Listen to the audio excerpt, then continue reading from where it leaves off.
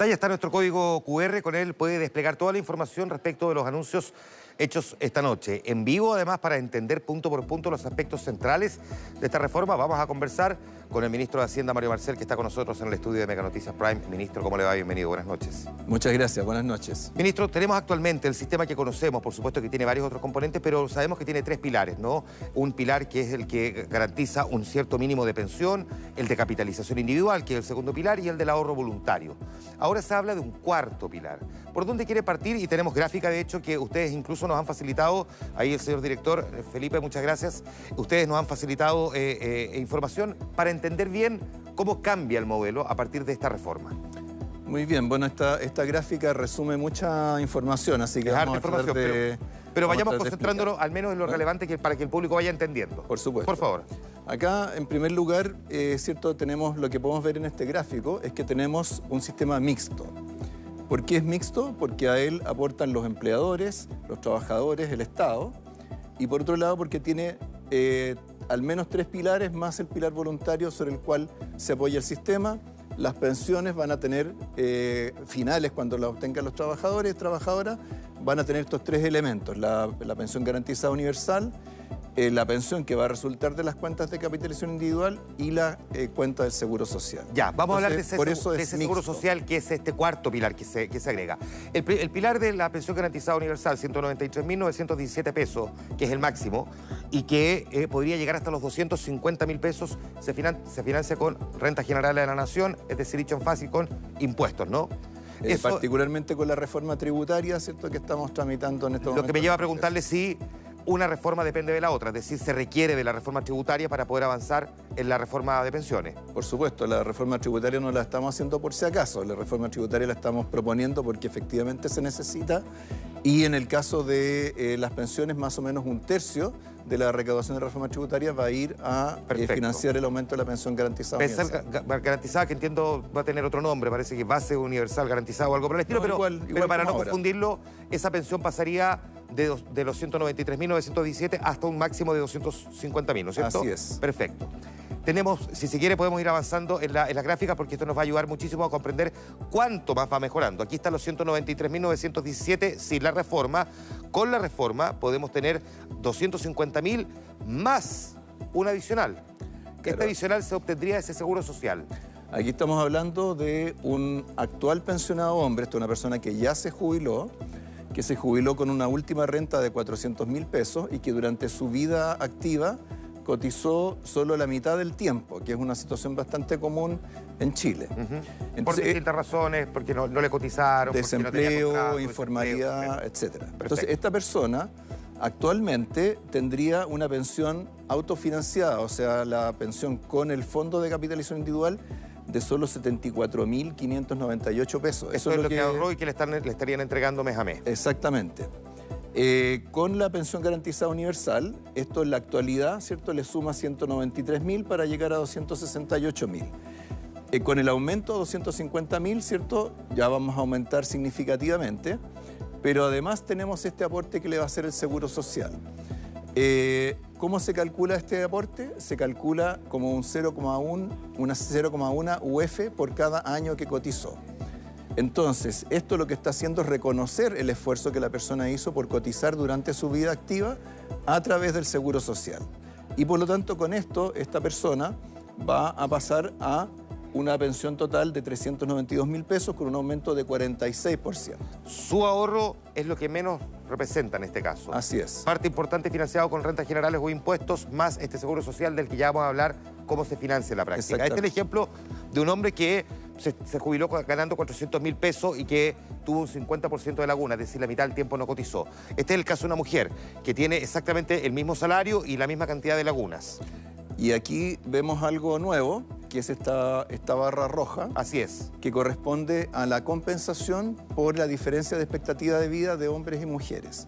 Esta barra roja que está aquí equivale a la diferencia entre esta pensión que habría obtenido autofinanciada con su cuenta de capitalización individual de 63.734 pesos y las que tenía el hombre, que eran 74.598. Claro, casi 11.000 pesos menos. Exactamente. Entonces, esto le va a compensar toda esa diferencia, le va a sumar, por supuesto, la pensión garantizada universal y este componente, este seguro, digamos, proveniente del Seguro Social. Y con esto, esta mujer va a tener 392.525 pesos de pensión, prácticamente la misma del hombre, que hasta el momento siempre hemos tenido pensiones para las mujeres menores, ahora serían iguales. Una mujer que se está hoy día pensionando con 257.651 pesos, con la reforma quedaría en los 392.000.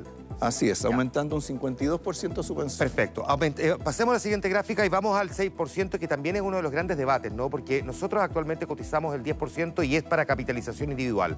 Se habla de un aumento de un 10 a un 16%. Y hay toda una discusión respecto de qué había que hacer con ese 6%. En el gobierno anterior se había llegado a un preacuerdo, al menos en la discusión política, de que un 3% fuera un pozo común, por decirlo en fácil, y un 3% se agregara a ese 10% de mi cotización. O sea, yo me quedaba con el 13% y ese 3% iba a un pozo común. ¿Qué propone esta reforma? Lo que propone esta reforma es que con ese 6% de cotización de los empleadores, que es distinto de la cotización del 10% de los trabajadores, ese 10% de cotización de los trabajadores sigue siendo de ellos, va a la capitalización individual, se invierte en mercado de capitales, ya vamos a hablar de qué pasa con administradores, obtiene una rentabilidad. Pero aparte de eso, ¿cierto? Ahora se crea este aporte de 6% de los empleadores y ese 6% va a beneficiar a todos los afiliados, no es solamente para algunos. ¿Y cómo se hace para que beneficie a todos los afiliados? Del 6% que cotiza el empleador, 70% va proporcionalmente a la cuenta personal del trabajador o trabajadora. ¿Qué es lo que es proporcionalmente? Que es un porcentaje de su sueldo. O sea, sí, ya, el perfecto. mismo porcentaje. No hay una letra chica. O sea, no si hay son letra 100.000, 70.000 van a la cuenta individual del trabajador. Y el 30% restante se prorratea y se distribuye de manera igual entre todos los cotizantes. ¿Ya?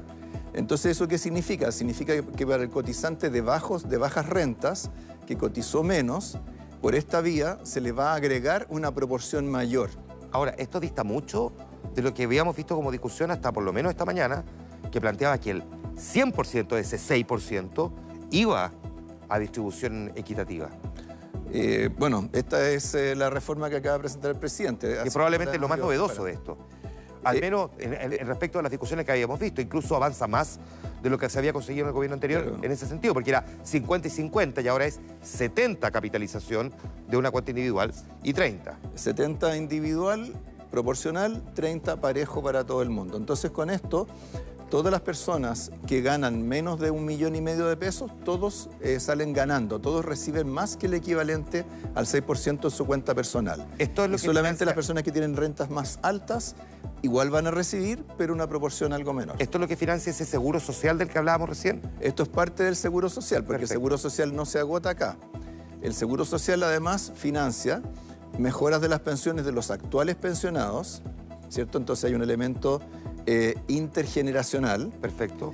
Y va a financiar compensaciones o beneficios asociados a las características de las personas que no pueden manejar. Por ejemplo, la diferencia entre hombres y mujeres en sus expectativas de vida. Ya, ministro, me llamaré pregunta, pero independientes, ¿qué ocurre con los trabajadores independientes? Que ha sido un gran tema porque ellos sí tienen grandes lagunas y durante mucho tiempo no han cotizado. Así es, aquí hay varios mecanismos para llenar esas lagunas. Una de ellas es que durante los periodos de desempleo, el seguro de cesantía va a pagar las cotizaciones además de pagar un beneficio. En segundo lugar, el componente de seguro social va a agregar cotizaciones por los años en que las personas no hayan podido trabajar y se hayan dedicado a ejercer labores de cuidado de un familiar en su hogar.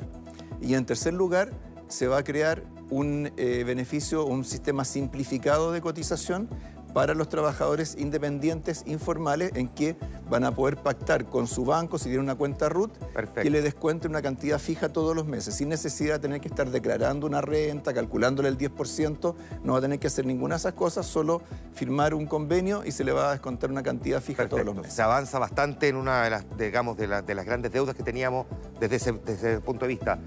Vamos a otro tema que es el fin de las AFP, que es el que también se ha planteado muchísimo. Como las conocemos al día de hoy desaparecen, las AFP básicamente administran los fondos, es decir, hacen toda la gestión de la cobranza, de pagar la pensión, pero además gestionan la plata, es decir, dónde la invierten y cómo la hacen rentar, ¿no? ¿Qué es lo que propone esta reforma respecto de lo que hoy día hacen? las administradoras de fondos de pensiones. Así es, hasta el momento siempre, cierto, hemos conocido a las AFP como la única contraparte de los trabajadores, trabajadoras, ¿cierto? Son los que le mandan la cartola, le recaudan las cotizaciones, le informan, le responden sus consultas y además le invierten sus fondos. Entonces uno puede separar las funciones de la AFP entre lo que es administración de cuentas, que son todas estas labores administrativas de soporte, de lo que es la administración de las inversiones, Claro. que es donde la expertise de una entidad especializada es mucho más importante.